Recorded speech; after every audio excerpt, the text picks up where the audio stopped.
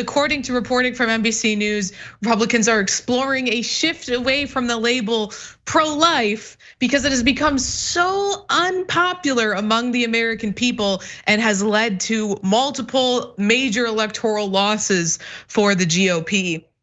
So a little bit from that reporting. At a closed door meeting of Senate Republicans this week, the head of a super PAC closely aligned with Senate Minority Leader Mitch McConnell presented poll results that suggested voters are reacting differently to commonly used terms like pro-life and pro-choice in the wake of last year's Supreme Court decision that overturned Roe v. Wade, said several senators who were in the room. Now, this polling was shared with them by former McConnell aide Stephen Law, and it showed that the term pro-life no longer resonated the same way it used to with voters. It's just not hitting like it used to. But it's not because they don't like the term pro-life. It's because they don't like the policy behind it. It's because their anti-abortion policies are extremely unpopular. But do you think that that's the takeaway took from that? Of course it's not, because that would make too much sense.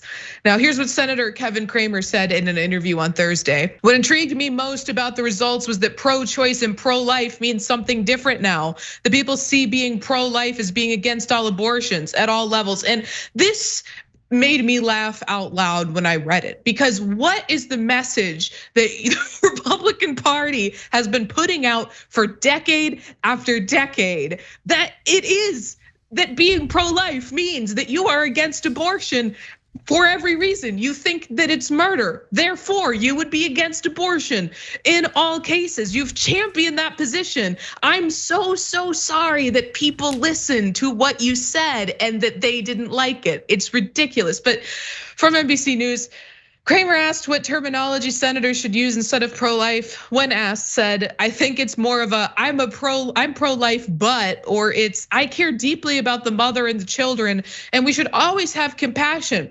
But I believe that after 15 weeks where the child can feel pain, they should be protected. Incidentally, the majority of scientific evidence actually does not suggest that fetuses at 15 weeks can feel pain. But of course, I wouldn't expect facts to come out of the mouth of a Republican.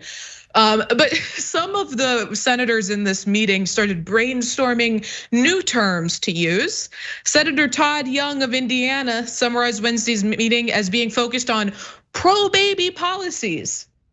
Asked whether senators were encouraged to use a term other than pro-life, Young said his pro-baby descriptor was just a term of my creation to demonstrate my concern for babies, although that concern for babies ends the moment that they're born, in which case, screw the mother, screw the baby, screw the family. We're not gonna do a single thing to help you.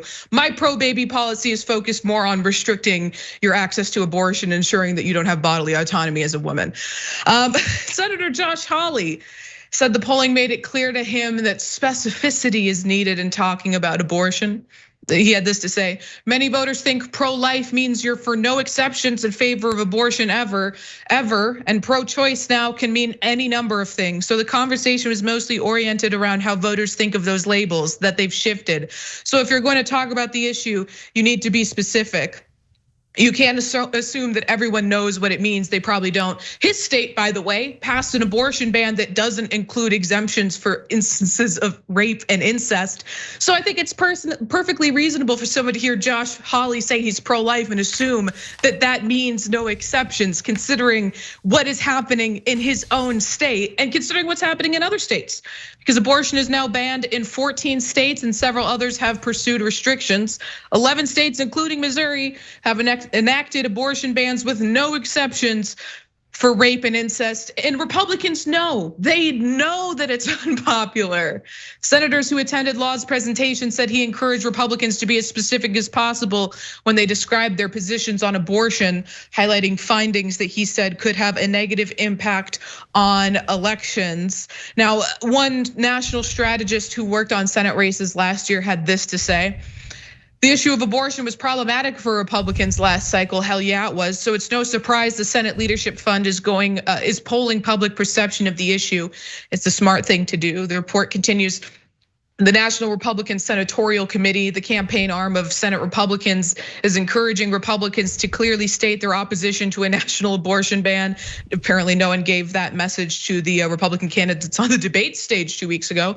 And support for reasonable limits on late-term abortions when babies can feel pain, with exceptions for rape, incest, and life of the mother, a source familiar with the organization's strategy said.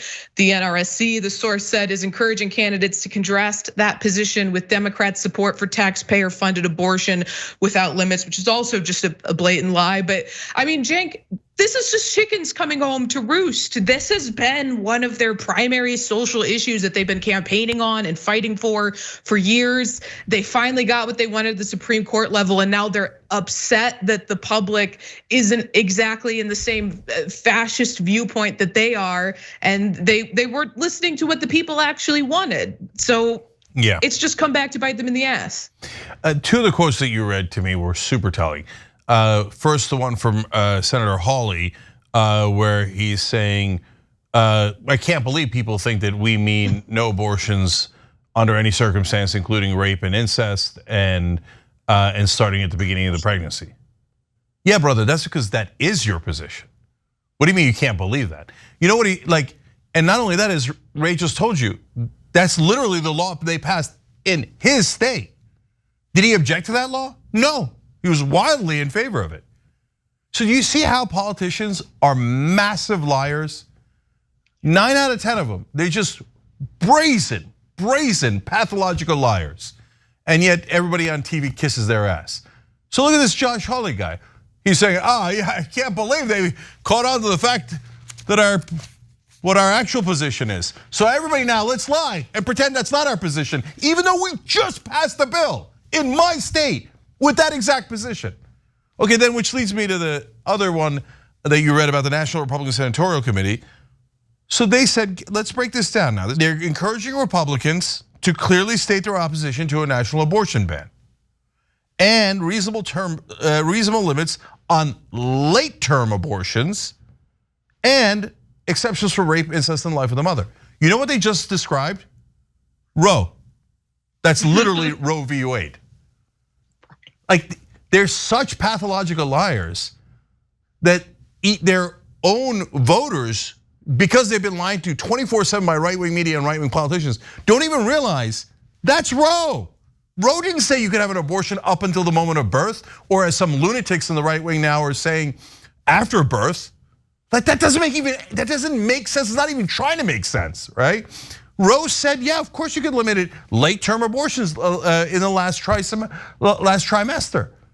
So now, in this Orwellian world, the Republicans are now publicly saying, now remember everybody, the word pro-life is no longer polling well because people found out what we actually mean by it. So we should not change that policy, which the great majority of Americans despise, including in the red states. Instead, we should change what we call it so we could deceive people better. Well, welcome to the Republican Party. We can't make this stuff up. This is gonna be a Lifetime movie. I can feel it. I mean, yeah, and that pro-baby, absolutely not. You're not pro-baby because if you were pro-baby, to some of the things that Ravana listed out, you would care whether or not the baby's parents make a living wage, whether or not the baby is educated and has more than a fighting chance to have a good life. You would support labor unions, you would support child care, you would support the child tax credit, all of the things that give a baby who will eventually grow up to be a toddler, then a teenager, then an adult, et cetera, a excellent opportunity to live a good life. But instead of that, you're all about giving tax breaks to the ultra wealthy, doing away with the child tax credit, allowing big corporations to pollute our air, our water, and our food so that that child doesn't have an opportunity to grow up strong. And Cenk, your point about that was Roe. I mean, I read that a few times just to make sure I was reading that correctly. The same thought crossed my mind that we had that and you all fought for more than 50 years to do away with it. They full of it. Right, and just to talk about quickly how popular that position is and why Republicans are trying to rebrand their pro-life position to be woke. Let's just pull up graphic 11. Because a record high 69% say abortion should generally be legal in the first 3 months of pregnancy. The prior high of 67% was recorded last May after the Supreme Court's Dobbs v. Jackson Women's Health Organization draft was leaked. And then just to talk about how popular even that position is amongst Republicans who live in states where abortion is being banned with heartbeat bills and even more regressive forms of bans. A July poll found that 73% of all US adults, including 58% of those in states with the strictest bans, believe abortion should be allowed at 6 weeks of pregnancy. So of course, Republicans are trying to rebrand themselves and trying to shift the pro-life narrative in terms more favorable than them, because they've gotten everything they've been fighting for. They've gotten everything they ever wanted, and it's kicking them in the ass electorally because they've never represented the people that vote for them. They've never represented people generally. They've represented their Christo-fascist values, trying to put restrictions on women's bodily autonomy. And that isn't what the people want, even the people who vote for them. So it's just, again, chickens coming home to roost. 100%. So last quick things here to respond to what Nina and Ray said. So why did they call it pro-life instead of pro-baby? It's exactly what Nina said. Because if you call it pro-baby, then they're gonna say, okay, what are you doing for the baby after it's born? And Republicans are like, oh, I don't want to do anything for the baby. I don't want to do anything for the mom. Wait, is the baby a corporation? Is the baby super rich? Because if not, I don't want anything to do with the baby. They're like, okay, so we're generically pro-life, but once they're actually alive, let's get the hell out of Dodge, right? So now they're going full circle back to pro-baby, which is hilarious. Okay, you don't put pro-baby in a corner. And apparently, and then lastly, I mean, you want to talk about full circle? The National Republican Senatorial Committee saying to Republican senators that they should argue for the Roe v. Wade position and pretend it's their own. That's as full circle, deep irony as it gets in politics. Thanks for watching The Young Turks, really appreciate it. Another way to show support is through YouTube memberships. You'll get to interact with us more. There's live chat emojis, badges. You've got emojis of me, Anna, John, JR. So those are super fun. But you also get playback of our exclusive member-only shows and specials right after they air. So all of that, all you gotta do is click that join button right underneath the video. Thank you.